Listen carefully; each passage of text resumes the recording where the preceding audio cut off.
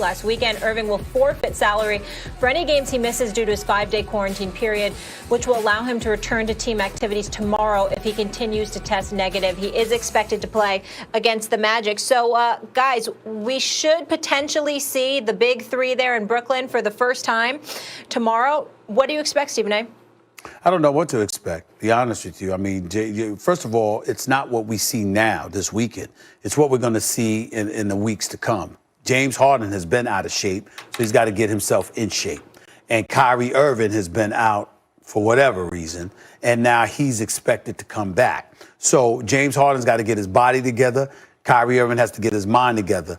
Once that happens, then you see the big three on the court, and then you judge them as the big three. Right now, they're just individuals that are playing together. They're not necessarily a team. The only person that's been a consistent model of a teammate has been Kevin Durant at this particular moment in time. I believe in Harden personally. I know he's been taking a lot of hits and what have you, but he was just trying to get himself out of there, and we understand all of that. He doesn't engage in load management. He gives it to you. In the case of Kyrie Irving, those 5 games, Kyrie Irving in the 72-game season this year, guys, is getting paid $464,000 per game. So him being out or being penalized for these 5 games without pay is going to cost him in excess of $2.3 million. I hope it was worth it for him. First, let me say, I hope Kyrie's personal life is in order. I hope he's okay. His loved ones are okay. If he's taking personal time and it's costing him millions of dollars, I hope he's okay. I hope he's okay. Genuinely. That's number one.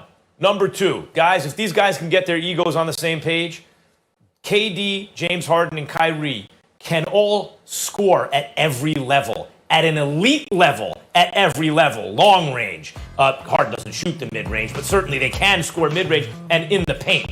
And then you add Joe Harris, who's a better shooter than any of those guys. Like, that starting 5 is impossible. And I'm just looking forward to watch. I just want to see it. I hope Max, they can get on the same page because I want to see it. Max, you know what I forgot about? You know what we both forgot to mention? Harden is going back to join Mike D'Antoni, who's Steve Nash's lead assistant. Totally forgot. That's right. Totally forgot. I didn't even think about that until last night.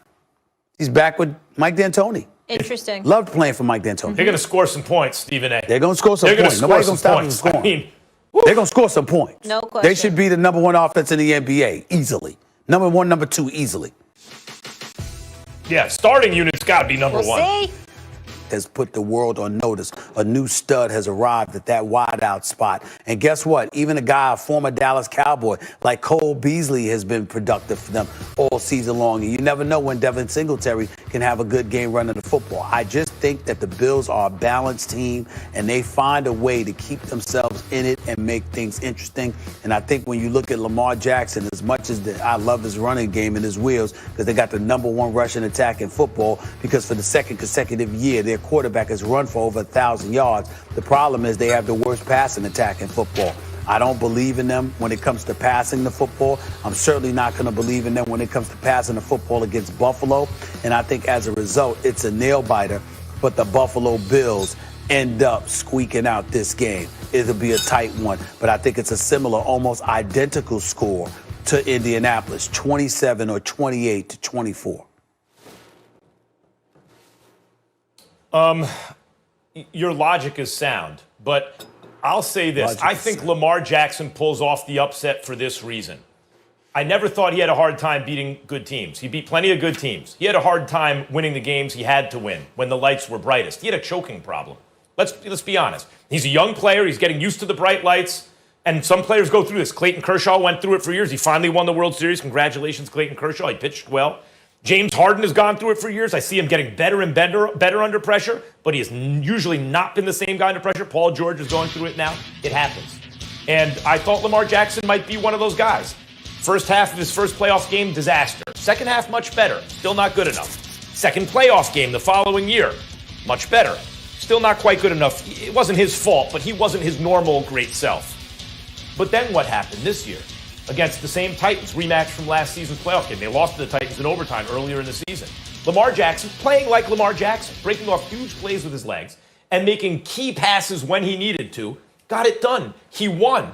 He can win doing that. The issue is, can he do it when it matters? Is the moment too big for him?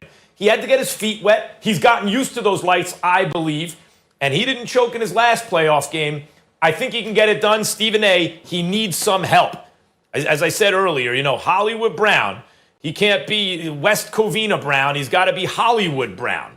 But if some playmaker shows up, Lamar Jackson gets this win. There's a lot of ifs. We know two playmakers are likely going to show up for the Buffalo Bills, particularly on the offensive side of the ball. And one of them is the quarterback and another is Stephon Diggs. So we'll see what happens. If anybody can neutralize them, it'll be Baltimore. I get all of that. But Baltimore has found a way to make sure to remind everybody they're more of a complete team than we think. And I think it's going to take a complete team to beat them. I think under more ideal conditions, Baltimore or Baltimore wins. Buffalo, I apologize. I think under more ideal conditions, Baltimore could win this game. But I think with the inclement weather in Buffalo, I think that's who I have to go with for now. Last I saw, by the way, Stephen A., 24% chance of snow. So maybe there's snow, but maybe there's not. Yeah, Better true. chance not than there is snow, apparently. Meteorologists are wrong all the time. I'll give you that. Yeah. One more, fellas. Let me get to it. It's your man crush kicking off divisional weekend. That bad man, Aaron Rodgers, going up against that Rams D line that includes Aaron Donald, Leonard Floyd, who have combined for more pressures on the pass rush than any duo in the National Football League. Green Bay favored by 6.5. Max, did the Packers win by double digits? No, I don't think so. I think this is a very tough game. As I've been saying, Dan Orlovsky earlier in the week was on Get Up, jumping up and down about how the Rams defense is built as kind of the kryptonite for Aaron Rodgers' Superman offense. I understand that, especially, guys, when you look at the Packers' offensive line. The Packers, forget about injuries on the defensive, like defensive tackle, very good defensive. On the offensive line, you're missing your best tackle. You're going up against maybe the best defensive tackle ever, who, if he's healthy and even if he's not, even if he's just most of himself, Aaron Donald requires not just lining him up against your weakest guard, which is who he's lined up against now, but requires help from maybe your Pro Bowl center, right? That means the line is weak in other areas, and the Rams defense can exploit it. Stephen A., when you brought up Jalen Ramsey earlier, when you bring up, you also have probably the best shutdown corner in the league playing lights-out football right now, it adds up to a very tough game for Aaron Rodgers. Well, it does add up to a very tough game for Aaron Rodgers because that defense is the real deal. But when you're questioning whether or not you even have a quarterback, it's really going to come down to this kid Akers and what he can end up doing in the running game like he did last week against Seattle. I mean, when I look at him running the football, are you going to do that to the Green Bay Packers? Because to me, that's what it's going to take. In the case of Jared Goff, let's face reality, he had a couple of decent throws, but he looked absolutely awful. But it's not to knock him. He had a broken thumb. He had surgery 13 days earlier. He had a couple of pins, if not more, in that thumb. It was a miracle that he was out there throwing a football, but he had no choice once the guy who replaced him ended up getting injured and had to be hospitalized. In the end, what it comes down to is now you're going to Lambeau Field. You're accustomed to playing in Southern California. Now you're going to Lambeau Field with the broken thumb in that freezing cold against this Green Bay Packers team. I don't give the Rams much of a chance. I think their defense will hold to some degree because they are elite. But you can't give Aaron Rodgers but so many bites at the apple and think he's not going to hurt you bad. Eventually, that's what's going to happen. I think it's going to be a tight game for about 3 quarters, 2.5 to 3 quarters. But then I think Green Bay pulls away and LA's has nothing to do about it. Green Bay wins this game. Whether it's double digits or not, probably not. Probably more like 9 points, something like that. You know what I mean? 29-20, 30-21, that kind of thing. But they're winning this game. Well, we're on the same page about the Packers winning. I'd like them to win, but I could see the Rams pulling off an upset even with Goff and his bad thumb. I'll say this. Remember, the one really bad game that Aaron Rodgers had this year was against the Bucs. And it was on the road. And Devontae Adams, if I recall, had just gotten back. And Rodgers wanted to kind of force the ball to him, wanted to get him involved, and got picked a couple times, which is unreal. You ever remember Rodgers getting picked twice in a game? It's like unheard of, right?